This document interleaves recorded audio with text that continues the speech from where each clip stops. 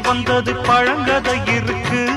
அடி வசதி வந்தது வாழ்க்கை போனது நம்மோட கணக்கு.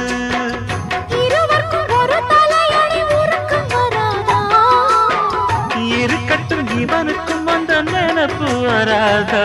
உடல் மறந்து சுகம் மறந்து உறவாடும் நேரம் வராதா?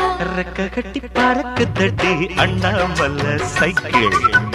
ஆசைப்பட்டு ஏறிக்கிட்டேன் ஐயாவோட பைக்கில். கட்டி பிடிக்கையிலே என்ன சுகம் கண்ணம்மா.